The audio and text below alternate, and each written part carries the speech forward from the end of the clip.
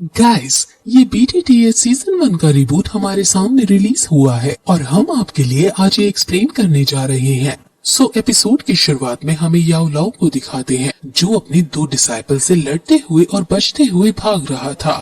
ये दो डिसाइपल्स काफी स्ट्रॉन्ग हैं और याओ लाओ को टक्कर दे पा रहे हैं। याओ लाओ भी इनसे लड़ रहा है और इनकी फाइट ऐसी लग रही है मानो दो देवता आपस में भिड़ रहे हों, क्योंकि इन तीनों के पास सेलेस्टियल वेपन्स और सेलेस्टियल फ्लेम्स मौजूद हैं। याओ लाओ जब एक से लड़ रहा होता है तो तभी दूसरा मौका पाकर याओ लाओ को पीछे से तलवार से मार देता है। मारते मारते हालांकि याओ लाओ एक डिसाइपल को तो दूर फेंक डालता है, लेकिन दूसरे डिसाइपल से पूछता है कि आखिर ऐसा तुमने क्यों किया। वो कहता है कि फेंस स्किल आपने हमें क्यों नहीं दी। याओ लाओ कहता है कि मैंने हमेशा तुम्हें अपने बेटे की तरह पाला है, तुमने मुझे सिर्फ एक स्किल के लिए धोखा दे दिया। वो कहता है कि धोखा तो आपने मुझे दिया है, वो स्किल मुझसे दूर रखा है। अगर आप ऐसा ना करते तो मैं बहुत ताकतवर हो चुका होता और अब आप इसी के लायक हैं। याओ लाओ फिर नीचे पहाड़ी में गिर जाता है।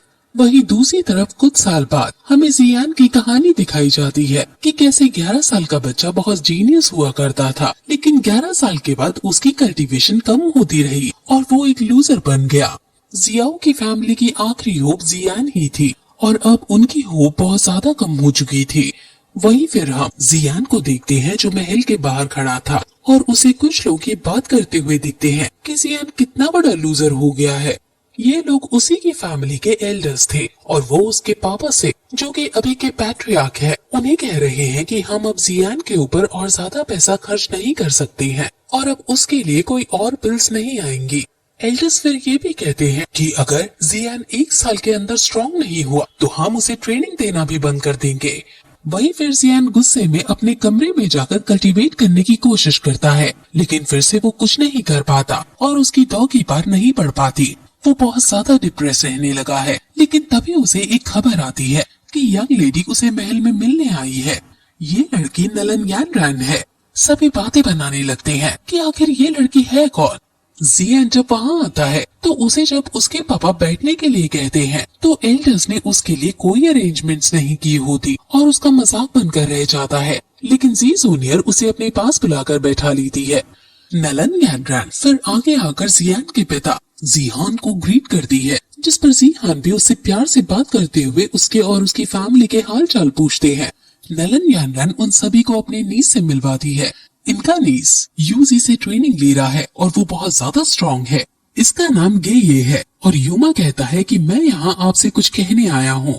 यूनलैंड सेक्ट अपने रूल्स को लेकर काफी स्ट्रिक्ट है और हमारे पैट्रियार्क को नलन यानरैन से काफी उम्मीदें हैं। वो इसको यूनसेक्ट लीडर बनाना चाहते हैं, इसलिए हमने जो वादा आपसे किया था कि हम आपके बेटे और नलन यानरैन की शादी करेंगे, वो हम तोड़ रहे हैं। ये सुनकर जियान को काफी गुस्सा आ जाता है, क्योंकि चाइना के अंदर अगर लड़की वाले लड़के के घर आकर खुद से शादी तोड़ते हैं तो समाज में ये माना जाता है कि लड़का नापुंसक है। अगर ये रिश्ता टूट जाता है तो जियाओ फैमिली की बहुत ज्यादा बदनामी होगी। इसलिए जिहान भी कहता है कि तुम्हें पता भी है कि तुम क्या बोल रहे हो। जीहान फिर गुस्से में अपने फायर टाइगर की स्पिरिट बाहर निकाल लेता है और गेये भी उसके बचाव में आगे आ जाती है। एल्डर जीहान को शांत होने के लिए कहते हैं और फिर जीहान जब ये पूछता है कि क्या तुम्हारे ग्रैंडपा ने इसकी मंजूरी दे दी है, तो नलन यानरैन कुछ सोचकर कहती है कि उन्होंने मना किया है, लेकिन ये मेरा मैटर है और मैं इस शादी को तोड़ रही हूँ। जीहान को काफी बुरा लग रहा होता है, लेकिन वो कुछ नहीं कर सकता था। फिर गेये उनको एक पिल निकाल कर देता है और कहता है कि हम मुआवजे के तौर पर ये दे सकते हैं। ये गोली की गैदरिंग पिल है और अगर कोई कल्टीवेटर इसे लेता है तो वो 9 स्टेज से सीधे 10 स्टेज पर पहुंच जाता है। ये गोली खुद पिल किंग गुहे ने बनाई है। एल्डर्स का मन इस गोली को लेने का करने लगता है, क्योंकि ये एक गोली कई लाखों की है, लेकिन जियान आगे आकर गेये को इन गोलियों को वापस ले जाने को कहता है। एल्डर्स जियान को चुप रहने को कहते हैं, लेकिन जियान उनसे कहता है कि अगर मेरी जगह खुद आपका बेटा होता तो क्या आप जब भी ये पिल ले लेते। वो फिर नलन यानरैन के पास जाकर कहता है कि आप यहाँ मैरिज तोड़ने की रिक्वेस्ट करने आई हैं और हमें ये रिक्वेस्ट मंजूर नहीं है। ये रिश्ता मास्टर्स ने फिक्स किया था और इसको तोड़ने का अधिकार उन्हीं को है। अगर ये हमने तोड़ने की कोशिश की तो ये हमारे पूर्वजों का अनादर होगा और मुझे आशा है कि तुम्हारे अंदर इतनी तो समझ और संस्कार होंगे कि तुम पूर्वजों का अनादर न करो।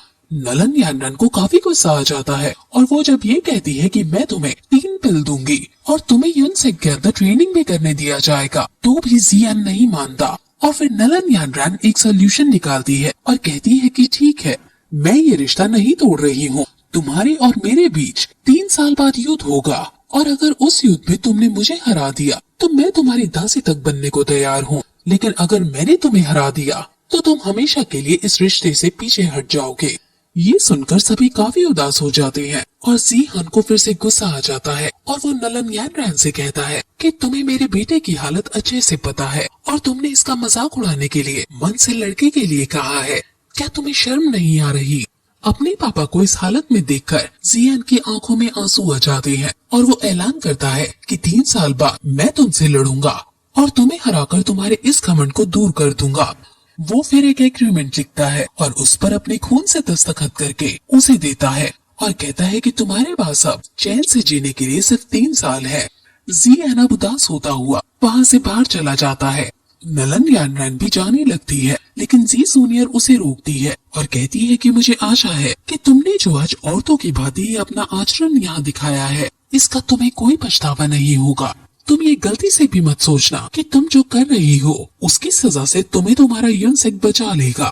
तुम ये ना भूलो कि डॉ की मेनलैंड काफी बड़ा है और इस कॉन्टिनेंट में कई सारे लोग ऐसे हैं जो तुम्हारी यूजी से ज्यादा ताकतवर हैं। अब फिर नलन यानरन और गुये जी जूनियर की आंखों में एक खास तरह की रोशनी देखते हैं। इस रोशनी को देखकर गेये डर जाते हैं और वो समझ आते हैं कि हमारे यहाँ से जल्द जाने में ही भलाई है। अब फिर हम जियान को देखते हैं जो पहाड़ी के किनारे उदास बैठा हुआ है और अपनी ताकत के बारे में सोच रहा है, लेकिन तभी वहाँ उसके पापा आते हैं जो उससे पूछते हैं कि क्या तुम अब खुद को ब्लेम कर रहे हो? तुम छोटी बच्ची की तरह क्यों एक्ट कर रहे हो? तुम तो इतने समझदार हो। वो ये कहकर उसे मनाने लगते हैं और कहते हैं कि वो तो नलन यानरन का लॉस है कि उसे मेरे जैसा बेटा नहीं मिल रहा है। तुम कोई लूजर नहीं हो। जियान कहता है कि लेकिन मैं भी अपनी कल्टीवेशन इम्प्रूव नहीं कर पा रहा हूँ। मैंने अपने साथ साथ आपका भी सम्मान खो दिया है। ये सुनकर उसके पापा हंसने लगते हैं और कहते हैं कि हो सकता है कि तुम्हारी कल्टीवेशन में कोई प्रॉब्लम हो, लेकिन क्योंकि तुम जियाओ फैमिली से हो इसलिए तुम्हें कभी गिव अप नहीं करना चाहिए। हमेशा सोल्यूशन की तरफ जाते हुए आगे बढ़ते रहना चाहिए। वो फिर उसे कुछ पिल्स देते हैं जो वो मीटियर ऑक्शन हाउस से लेकर आए थे। शायद ये पिल्स जियान की डॉगी को फिर से इकट्ठा करने में कामयाब हो जाए और फिर वो वहाँ से चले जाते हैं। अब उनके जाने के बाद तभी वहाँ आवाज आती है और वो आवाज कहती है कि मैं तुम्हें कोई परेशानी नहीं पहुँचाऊंगा। इतने सालों तक मैं किसी से नहीं मिला जिसके पास इतनी स्ट्रॉन्ग सोल हो। जियान कहता है कि आखिर तुम हो कहाँ और सामने क्यों नहीं आते? वो आवाज उसे अपनी रिंग में देखने को कहती है और जियान समझ आता है कि ये रिंग ही उसकी सोल पर को एब्जॉर्ब कर रही है। जियान के अंदर जो डॉगी थी वो इसी रिंग की वजह से कम हुई थी। जियान गुस्से में उस रिंग को उठाकर नीचे खाई में फेंक देता है, लेकिन वो रिंग फिर से जियान के सामने आ जाती है और उसमें से याओ लाओ निकलता है। जियान उसे देखकर समझ ही नहीं पाता कि आखिर ये घोस्ट है या इंसान। वो कहता है कि इतना गुस्से में आने की कोई जरूरत नहीं है। मैंने सिर्फ 3 साल तक ही तुम्हारे अंदर के पार को एब्जॉर्ब किया है। मेरे पास और कोई चॉइस नहीं थी। जियान कहता है कि तो तुम्हारी वजह से ही मैं कमजोर हुआ हूँ और तुम्हारी वजह से ही मेरी फैमिली को इतना कुछ झेलना पड़ा है। याओ लाओ कहता है कि लेकिन इन 3 सालों में तुम कितने बड़े हो गए हो। अगर मैं ना होता तो तुम हमेशा जीनियस ही कहला रहे होते और तुम्हारा माइंड कभी मैच्योर और विकसित नहीं हो पाता। जियान कहता है कि अब इससे कोई फर्क नहीं पड़ता, लेकिन अब तुम मेरे रिंग में नहीं रहोगे और मेरी बार एब्जॉर्ब नहीं करोगे।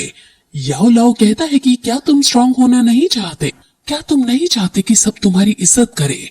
जियान कहता है कि तुम ये पूछते हुए अच्छे नहीं लगते, क्योंकि अगर तुम ना होते तो मैं अब तक बहुत स्ट्रांग हो गया होता। याओ लाओ कहता है कि तुम्हारे अंदर बहुत टैलेंट है, लेकिन तुम सिर्फ डॉगी की 3rd स्टेज पर हो। अगर तुम मेहनत करो तो भी तुम 3 ईयर एग्रीमेंट नहीं जीत सकते हो। वो लड़की भी तुम्हारे जितनी ही जीनियस थी और अब कुछ टाइम में वो बहुत ज्यादा ताकतवर हो जाएगी। जियान कहता है कि अगर तुम मेरे साथ ऐसा ना करते तो मैं अभी तक 2 पर्सन होता। याओ लाओ हंसते हुए कहता है कि इतना गुस्सा मत करो, 2 पर्सन बहुत छोटी रैंक है। 2 पर्सन के ऊपर 2 शी और 2 जी आते हैं और यहाँ और भी कई स्टेजेस हैं जो आम इंसान को पता ही नहीं है। वो गॉड लेवल्स की बात कर रहा है। जियान और उसमें काफी बहस होती है। जिसके अंत में याओ लाओ जब उसे ये भरोसा दिलाता है कि वो जियान को एक ही साल में 2% बना देगा, तो जियान याओ लाओ को अपना टीचर मान लेगा। याओ लाओ अब उसे ये बताता है कि वो एक पिल मेकर है और वो जियान को पिल मेकिंग स्किल्स भी देगा। अब याओ लाओ फिर उसकी रिंग में आ जाता है और कहता है कि तुम मेरे बारे में अपने साथियों को भी नहीं बताओगे। अब फिर वहाँ जी जूनियर आती है जो उससे बहुत अफेक्शन से बात करती है और फिर कहती है कि नलन यानरैन जरूर रिग्रेट करेगी। जी जूनियर को हमेशा एक प्यारी बच्ची की तरह ट्रीट करता है, लेकिन जी जूनियर उसे पसंद करती है। और फिर जियान उसे बताता है कि मैंने अपनी कल्टीवेशन को इंक्रीज करने का रास्ता ढूंढ लिया है। ये सुनकर जी जूनियर खुश हो जाती है और फिर दोनों उतान सिटी के अंदर घूमने जाते हैं। उतान सिटी के अंदर जियाओ फैमिली का एक बहुत बड़ा फैमिली बिजनेस है। जियान यहाँ से काफी सारी हर्ब्स लेने लगता है, लेकिन आगे जाने पर उसे एक जगह कम भीड़ दिखाई देती है और फिर तभी वहाँ जियाली हाउस के लोग आ जाते हैं और वो जियान के वहाँ आकर उसे लूजर कहने लगते हैं। इस मार्केट प्लेस के कस्टमर्स जियाली हाउस ने अपने पास बुला लिए थे, इसलिए जियाओ फैमिली के बिजनेस पर लोग कम होने लगे हैं। वो लोग क्योंकि जियाओ फैमिली का मजाक उड़ा रहे हैं, इसलिए जी जूनियर को काफी बुरा लगता है, लेकिन जियान उसको कुछ ना करने को कहता है। जियान फिर उदास होकर वहाँ से जंगल की तरफ चला जाता है और फिर याओ लाओ से कहता है कि क्या तुम जियाली हाउस के पिल मेकर से अच्छे पिल बना सकते हो ताकि जियाओ फैमिली के बिजनेस फिर से चलने लगे। याओ लाओ कहता है कि जब तुम 2% बन जाओगे तो मैं तुम्हें पिल मेकिंग भी सिखा दूंगा, और फिर वो उसकी मार्शल आर्ट्स की ट्रेनिंग शुरू करता है और फिर यही एपिसोड खत्म हो जाता है।